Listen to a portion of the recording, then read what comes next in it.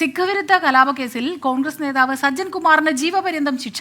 ഡൽഹി പ്രത്യേക കോടതിയാണ് ശിക്ഷ വിധിച്ചത്. സജ്ജൻ കുമാർ ചെയ്ത കുറ്റകൃത്യം ക്രൂരവും അപലപനീയവുമാണെന്ന് കോടതി ചൂണ്ടിക്കാട്ടി. ബൽറാം നെടുങ്ങാടിയാണ് ചേരുന്നത് വിവരങ്ങളുമായി ഡൽഹിയിൽ നിന്ന്. ബൽറാം, പറയൂ, കൂടുതൽ ഏറ്റവും ഗുരുതരമായ കുറ്റകൃത്യങ്ങളാണ് ചെയ്തിട്ടുള്ളത്, അതുകൊണ്ട് തന്നെയാണ് ഇത്തരത്തിലൊരു ശിക്ഷയിലേക്ക് പോകുന്നത്.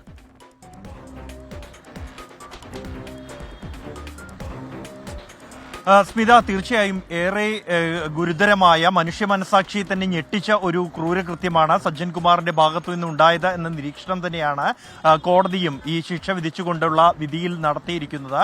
1984 നവംബർ 1 വെസ്റ്റ് ഡൽഹിയിൽ വെച്ച് ഒരു പിതാവിനെയും പുത്രനെയും ക്രൂരമായി കൊല ചെയ്ത കേസിലാണ് സജ്ജൻ കുമാറിന് 41 വർഷങ്ങൾക്ക് ശേഷം ഇപ്പോൾ ശിക്ഷ കോടതി വിധിച്ചിരിക്കുന്നത്. എസ് ജസ്വന്ത് സിംഗ് ഒപ്പം തന്നെ മകൻ എസ് തരുൺദീപ് സിംഗ് എന്നിവരെ കൊലപ്പെടുത്തിയ കേസിലാണ് ജീവപര്യന്തം ശിക്ഷ കോൺഗ്രസ് നേതാവ് സജ്ജൻ കുമാറിന് വിധിച്ചിരിക്കുന്നത്.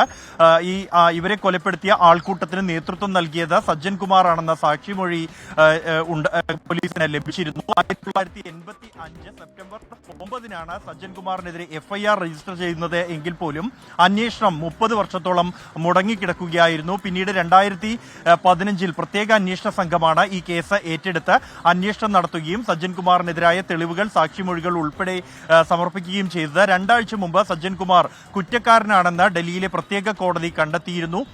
അതിനുശേഷമാണ് ഈ ശിക്ഷ സംബന്ധിച്ചുള്ള വാദങ്ങൾക്ക് ഒടുവിലാണ് ഇന്ന് ഡൽഹി റോസ് അവന്യൂ പ്രത്യേക കോടതിയിലെ ജഡ്ജി കാവേരി ബാജ്വ സജ്ജൻ കുമാറിന് ഉള്ള ശിക്ഷ വിധിച്ചത്. അദ്ദേഹത്തിന് ജീവപര്യന്തം ശിക്ഷയാണ് വിധിച്ചിരിക്കുന്നത്. സജ്ജൻ കുമാറിന് വധശിക്ഷ നൽകണമെന്നായിരുന്നു പ്രോസിക്യൂഷന്റെ ആവശ്യം. എന്നാൽ അത് തള്ളിക്കൊണ്ടാണ് അദ്ദേഹത്തിന് ജീവപര്യന്തം ശിക്ഷ വിധിച്ചിരിക്കുന്നത്. നിലവിൽ മറ്റൊരു കേസുമായി ബന്ധപ്പെട്ട് തിഹാർ ജയിലിൽ ജീവപര്യന്തം ശിക്ഷ അനുഭവിക്കുകയാണ് സജ്ജൻ കുമാർ.